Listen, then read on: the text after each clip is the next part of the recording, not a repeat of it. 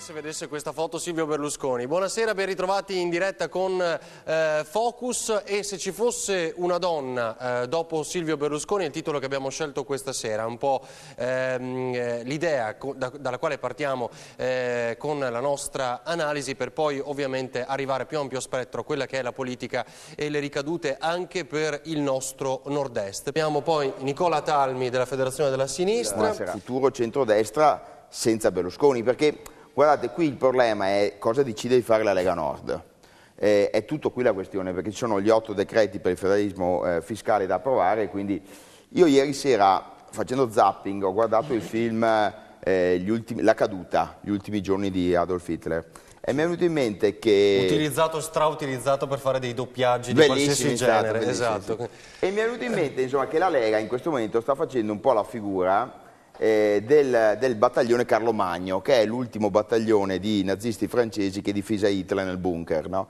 Perché tutto sommato, voglio dire, il popolo di base leghista non ne può più di questa vicenda, insomma, sta tenendo duro perché, giustamente dal loro punto di vista, secondo me, perché però pensano di portare a casa il federalismo. Secondo me Bersani l'altro giorno gli ha detto, guarda, una cosa è certa, con Berlusconi il federalismo non lo porterete a casa mai perché la situazione è troppo compromessa, quindi ragioniamo, e secondo me Bersani ha fatto bene a fare questa apertura. Il problema è che bisogna capire che il federalismo si potrebbe portare a casa qualora non fosse quello di Calderoli, perché c'è un problema di soldi, di tenuta di conti e di quant'altro, però il tema è quello.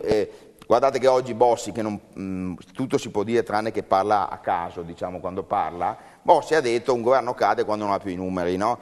E io non escluderei, insomma, che in qualche modo scivolino i numeri. Sì, la Lega possa staccare la spina, anche perché forse ha l'interesse di non andare a vedere il bluff del federalismo, perché insomma, in questi anni la Lega ha fatto una grande battaglia sul federalismo che gli va riconosciuta. Se alla fine l'operaio di Conegliano si accorge che ha votato la Lega Nord, è scritto al CGIL che ha votato la Lega Nord, si accorge che alla fine il famoso federalismo vuol dire che aumentano le tasse, va dai leghisti che dice ma diciamo che non hanno portato nemmeno soldi a casa per le comunità montane, il dato di oggi che è uscito è brutto. Adesso noi tra l'altro sentiamo anche